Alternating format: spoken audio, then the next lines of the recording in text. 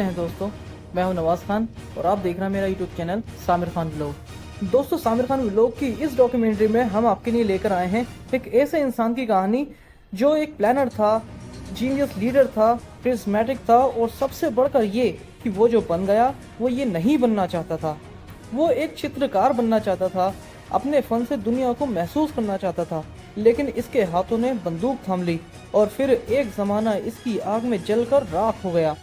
आपको हैरानी होगी, लेकिन ये एक हकीकत है कि हम आज जिस दुनिया में रहते हैं वो इसके खौफ से यादगार है।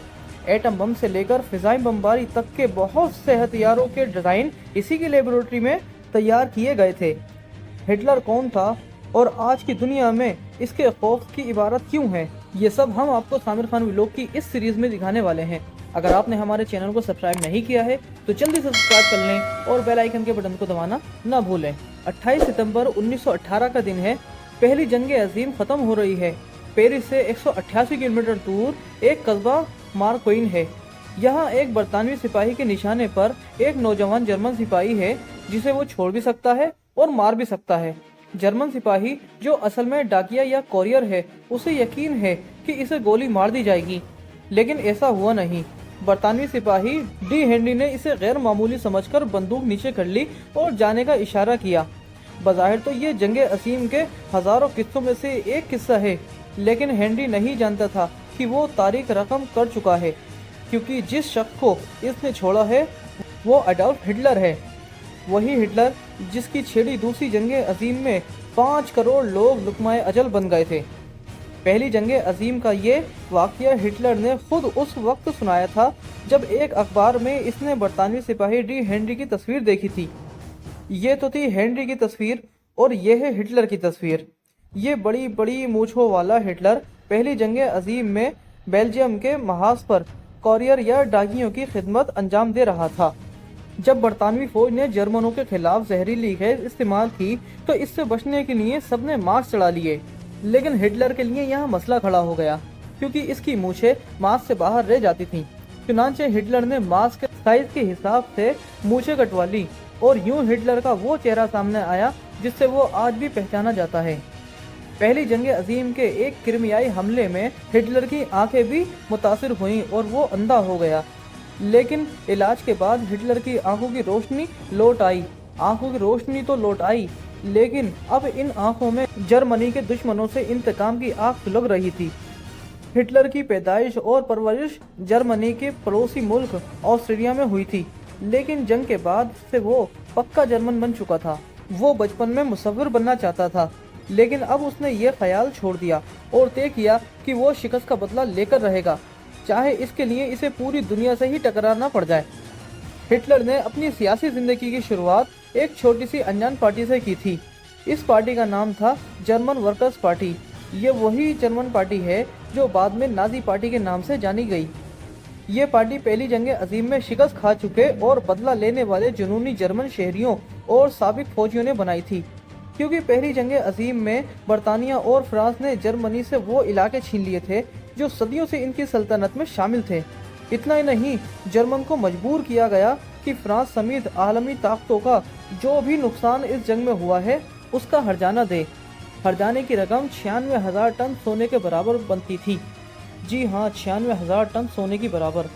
ये जर्मन कौम के लिए बड़ी जिल्लत थी, क्योंकि नाजी पार्टी ज़बरदस्ती जर्मनी पर मुसल्लत करता शराइत के खिलाफ थी, इसलिए आवाम में मकबूल थी।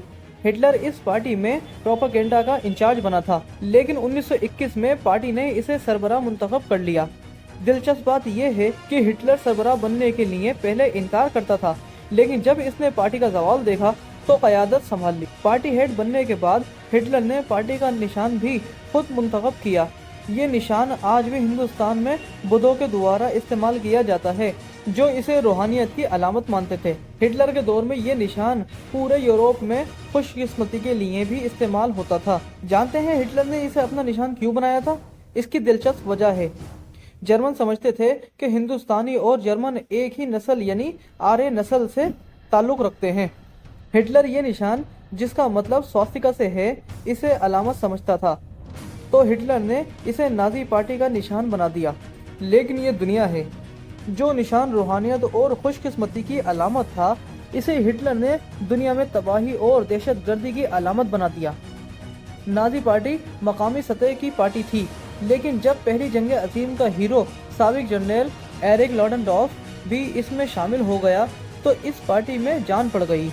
लॉडेनडॉर्फ जर्मनी का टॉप कमांडर था और इसने पहली जंग अजीम में रूसी फौज को धूल चढ़ाई थी, लेकिन जब बरतानवी फौज मैदान में आई तो लॉडेनडॉर्फ हार गया। लेकिन अब वो सियासी शोहरत के लिए शिकस्त का ठीकरा सियासतदानों पर फोड़कर आवाम को भड़का रहा था।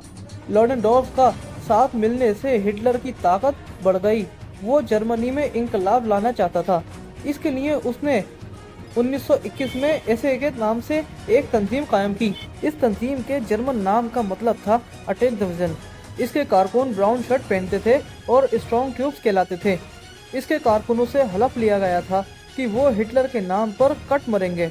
अगले साल 1922 में इटली में मुसोलिनी कामयाब हुआ तो हिटलर को लगा कि वो भी ऐसी ही कामयाबी हासिल कर सकता है। अब हिटलर इंकलाब का मौका ढूंढ रहा था और वो मौका इसे रोहर ने फराहम किया। रोहर जर्मनी का एक इलाका है जो बर्लिन की मगरिब में नीदरलैंड की सरहद पर कायम है। इस इलाके में कोयलों की खानें और फौलाद की कट्टियाँ थीं। जर्मनी जब आलमी ताकतों को हरजाने की रकम अदा ना कर सका तो फ्रांस और बेल्जियम ने 1923 में इस रोहर पर कब्जा कर लिया। रोहर एक इंडस्ट्रियल एरिया था। इस पर कब्जे का मतलब था कि इत्तेहादी इस पर से अपने अपने हरजाने की रकम वसूल कर सकें। अब सूरत हाल ये थी कि रोहर पर फ्रांस और बेल्जियम का कब्जा था, लेकिन यहाँ की फैक्ट्रियों में काम जर्मन मजदूर ही कर रहे थे। जर्मनी हमलावरों का मुकाबला तो ना कर सका, लेकिन जर्मन हुकूमत ने एक बड़ा फैसला किया। इसने रोहर की फैक्ट्री के मजदूरों को ये हुक्म दिया कि वो काम बंद कर दें। हुकूमत इन्हें घर बैठे तनख्वाह देगी।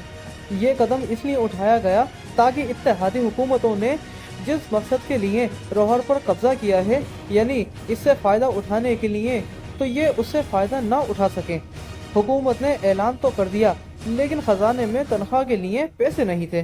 चुनांचे हुकूमत ने धड़ाधड़ करेंसी नोट छापी, जिसका नुकसान ये हुआ कि जर्मन करेंसी की वैल्यू गिरते गिरते 2 कौड़ी की हो गई। जर्मन करेंसी की वैल्यू इतनी गिरी कि 1923 में जर्मन में एक डबल रोटी 2 अरब रुपए की मिलने लगी थी। लोग ब्रेड लेने के लिए घर से बाहर जाते तो थैला भर के नोट साथ ले जाते। करेंसी ज्यादा छापने का नतीजा ये निकला कि जिन लोगों ने मेहनत मजदूरी करके 10-20 लाख मार्क जमा किए थे वो तकरीबन बर्बाद हो गए थे। बैंकों में पड़े करेंसी नोट तकरीबन बेकार हो गए थे। चंद दिनों में अरबपति रोड पर आ गए थे। जर्मन करेंसी की वैल्यू इतनी गिरी कि लोग सर्दी में आग जलाने के लिए गैस चूल्हे की जगह जर्मन करेंसी जलाने लगे। तो ये था वो जर्मनी जो गिरती अर्थव्यवस्था और खराब पॉलिसी की वजह से इनकलाबियों को जन्म देता है। दोस्तों, अडोल्फ हिटलर की डॉक्यूमेंट्री में अब तक के लिए बस इतना ही, और बाकी का हम आपको अगले व्लॉग में बताएंगे। तब तक के लिए मुझे दीजिए इजाज़त। आपका दोस्त नवाज खान।